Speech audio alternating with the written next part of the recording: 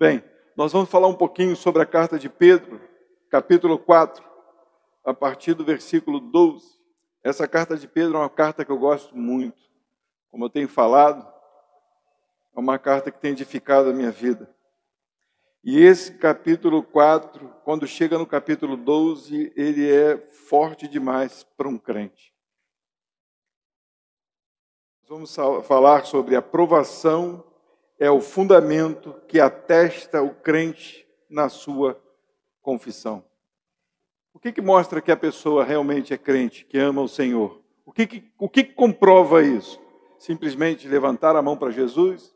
Ou pertencer a uma igreja, cantar músicas bonitas, ou ser pastor? Isso não diz que ninguém é filho de Deus, que é crente. O que comprova, o que prova, são os frutos, é a persistência, é a perseverança, quando vem o dia mau. Versículo 12 diz assim: Amados, não estranheis as ardentes provas que vêm sobre vós, para vos tentar como se coisa estranha vos acontecesse. Primeira coisa que ele fala aqui: amados, não estranheis. O que a gente costuma fazer?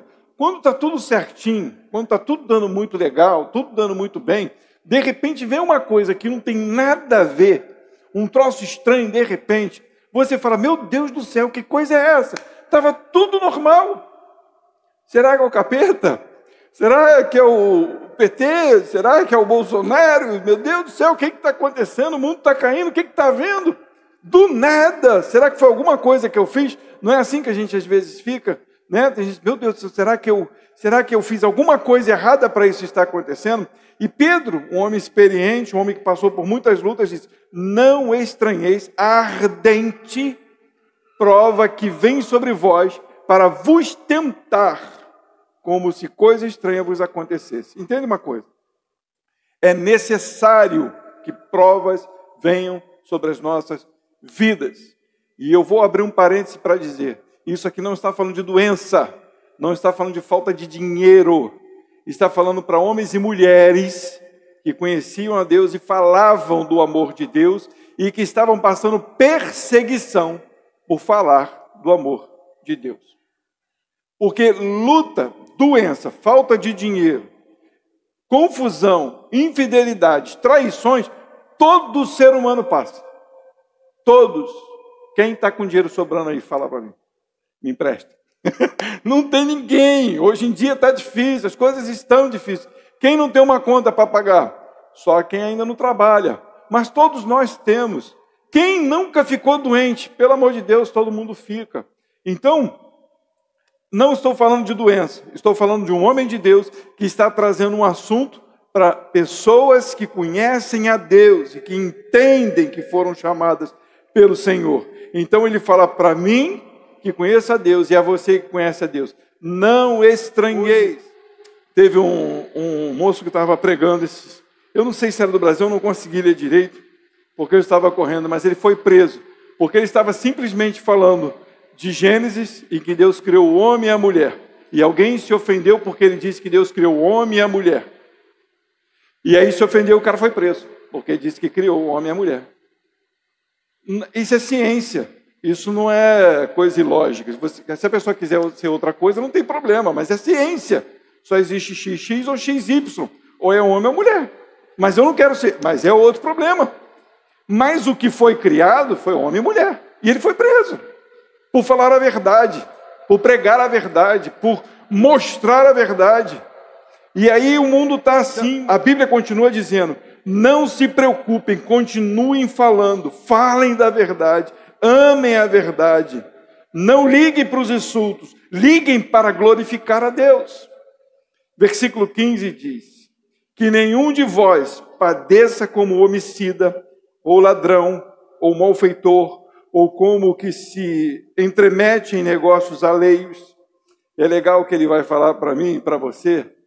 Se você estiver padecendo, sofrendo, você foi preso por causa de quê? Ah, porque eu estava falando a verdade? Fique alegre. Mas se você foi preso porque estava roubando, você foi preso justamente, né? Se você foi preso porque estava mentindo, pois foi justamente, ou fazendo alguma coisa errada, ou entrou em algum negócio que não devia, É justo. Mas se você foi preso, como diz no versículo 16, mas se padece como cristão, cristão é como alguém que imita Cristo, não se envergonhe, antes glorifique a Deus. Entende uma coisa? Quando nós sofremos por amor a Cristo, e hoje nós podemos ver isso em muitos lugares, aqui no Brasil não, porque o crente aqui no Brasil é fichinha, nós não passamos por metade do que os crentes de países perseguidos passam, ou que os apóstolos passaram. Nós somos fracos nisso, completamente fracos. Hoje, se a gente sofre algum acidente, ou fica doente, a gente, ai, que prova! Isso não é provação, isso é normal, isso é coisa do pecado. Todos nós envelhecemos, caducamos, ficamos doentes, ficamos fracos, é normal. Uns pegam Covid, outros não. Uns pegam Covid e quase morrem, outros até morrem. Uns pegam Covid e parece que estava tomando um banho de sol, não pegou nada. E a gente fica sem entender, mas isso é normal, isso não é provação para te tirar a fé ou não. Provação é você entender que você fala de uma verdade e as pessoas te julgam por causa da verdade que você fala. E aqui no Brasil nós não passamos isso. Verdadeiramente não. Nós não sofremos assim. Mas Pedro, com a autoridade que ele tinha, estava falando. Esses homens foram julgados por falar a verdade. Foram mortos por falar a verdade. E eles estavam alegres porque conheciam o Deus de quem eles falavam. Foram para a morte rindo porque conheceram a Deus. Lá em Atos capítulo 5, prova isso. Atos capítulo 5, versículo 41 e 42. Eles começaram a falar da ressurreição de Jesus Cristo, começaram a pregar o arrependimento, e aí os principais dos judeus pegaram eles presos e começaram a falar para eles: não falem em Jesus, não fale dessas coisas, vocês não podem falar isso. E alguém chegou para eles: deixa, porque se isso for de Deus, se isso não for de Deus, isso vai acabar. E aí liberaram eles. Versículo 41 diz assim: e retiraram-se, pois, da presença do conselho, e regozijando-se de terem sido julgados dignos de padecer ofensa pelo seu nome, pelo nome de Deus. E todos os dias no templo e nas casas não cessavam de ensinar e de anunciar a Jesus Cristo. Esses são homens de Deus, verdadeiros homens de Deus. Pregavam nas praças, foram presos várias e várias vezes, apanharam e ainda diziam: graças a Deus, somos dignos de pregar a palavra. Se a gente apanha, toma uma surra, alguma coisa, a gente sai chorando, vai para casa. Meu Deus do céu, o que está acontecendo comigo? Eu não posso passar por isso. Esses homens não tinham nada disso como valor. As suas vidas não eram mais importantes. O mais importante era pregar a palavra. Vocês entendem por que eles pregavam a palavra? Porque eles viram Deus, conheceram a Deus, entenderam quem era Deus, Criador de todas as coisas, e que nos permite estar aqui hoje, nos dando uma chance de conhecê-lo. Porque um dia todos nós vamos morrer. E se não conhecermos a Deus hoje, o que será da nossa vida depois? E hoje, esses homens entenderam e eles tentavam, por mais que pudesse, falar do Evangelho, para que alguns se salvassem e saíssem da podridão das suas vidas e se arrependessem e seguissem a Cristo. Versículo 17, lá já caminhando para o encerramento. Fui bem rápido hoje, porque eu sei que hoje é um pouquinho de festa também, e eu não vou prender ninguém hoje aqui. Essa é a parte da aprovação daquele que conhece a Deus. Diz assim: porque já é tempo, presta atenção nisso, isso é para os crentes em Jesus, porque já é tempo que comece o julgamento pela casa de Deus. E se primeiro começa por nós, às vezes a gente acha assim, né? O crente está julgando os outros, não está. O julgamento começa aqui. Nós entendemos que precisamos andar direito. Vou ler de novo. Porque já é tempo que começa o julgamento pela casa de Deus. E se primeiro começa por nós, qual será o fim daqueles que são desobedientes ao Evangelho de Deus? E se o justo apenas se salva, onde aparecerá o ímpio? Se só o bom se salva, se só aquele que reconhece os seus erros e aceitou a Jesus Cristo se salva, e aquele que não obedece, aquele que não crê em Deus, qual será o destino dele? Aonde ele aparecerá?